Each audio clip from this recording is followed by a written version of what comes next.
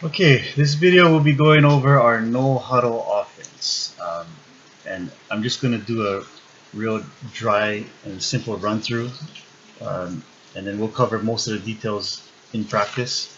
But basically, our no huddle are going to be plays that should be pretty easy to run. So we call what's called cities. Okay.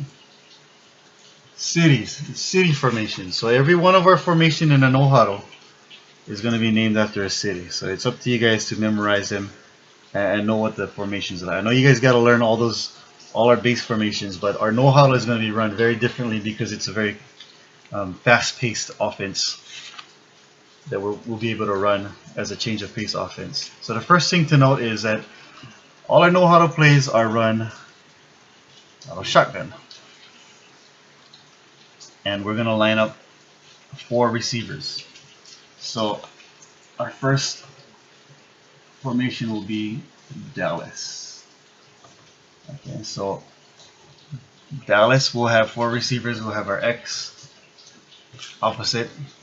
Usually I'll call a strength like right or left so that our receivers all know where to go.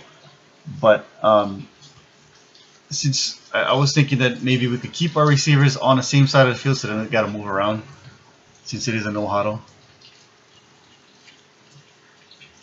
It will be a basic spread formation with doubles. Okay, our fullback will go either side, most likely on the left side of the quarterback, depending on the play call. So this is our Dallas formation, and we want our wideouts to be on the line and our slots to be about a yard off the line of scrimmage. It's a Dallas formation. Houston, which is a slight variation of that, would just be now the wideouts are off the line of scrimmage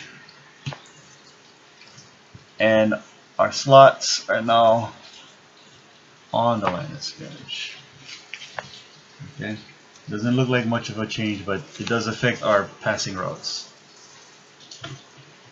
That would be our Houston formation. Our next one would be Denver.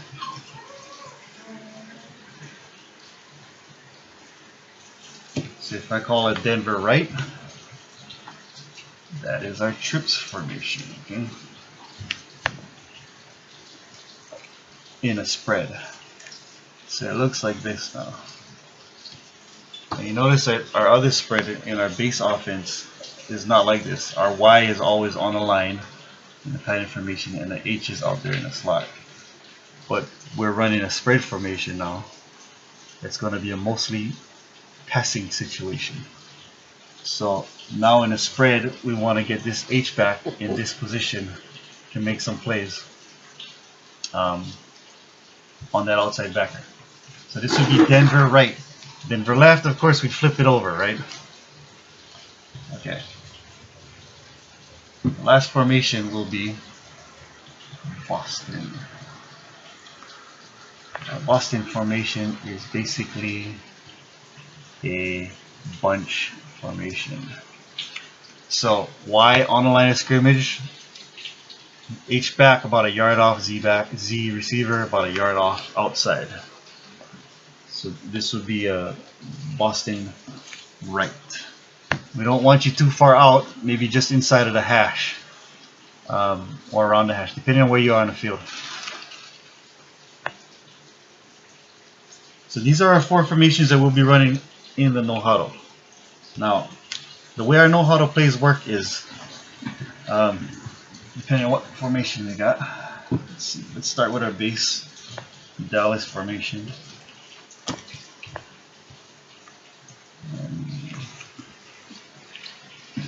Okay, we go Dallas right.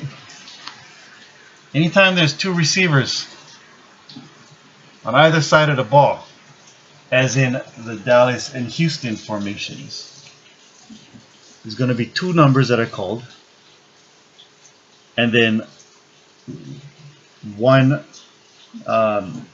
running back play called. So we could call a Dallas right,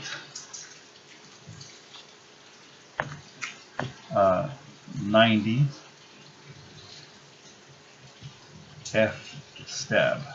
So let's call it Dallas right, 90 F stab. So the way the numbers read is inside receiver gets a 9, outside receiver gets a 0. Anytime there's two receivers on either side. So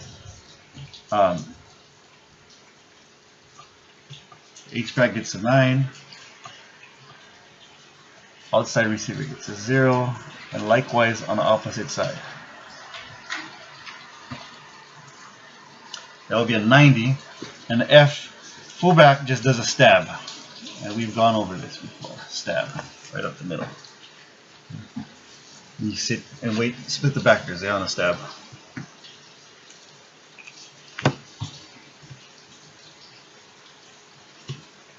So again, when we go doubles, two numbers read inside out. Okay?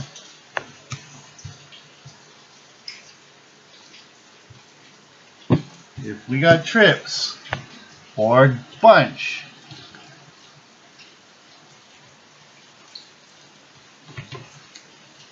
all right, we'll be doing the same kind of play calls that we do in our base offense. I could call a 3 Denver right 3-3-9 V.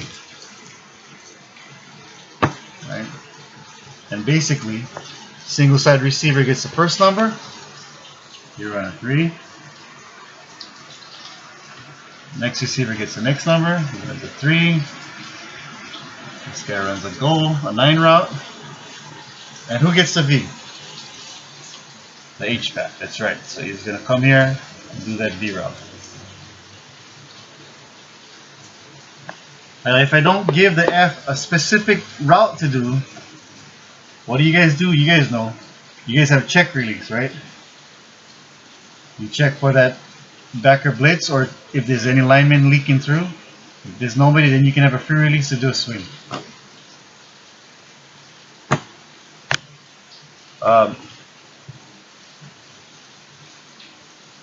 So again,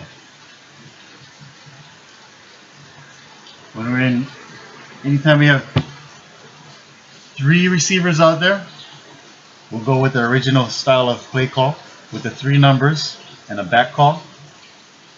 And then if we have doubles, we go with the 2 number call, and it reads inside out. We'll be having a few run plays in there, and those will be pretty self-explanatory when we get to it.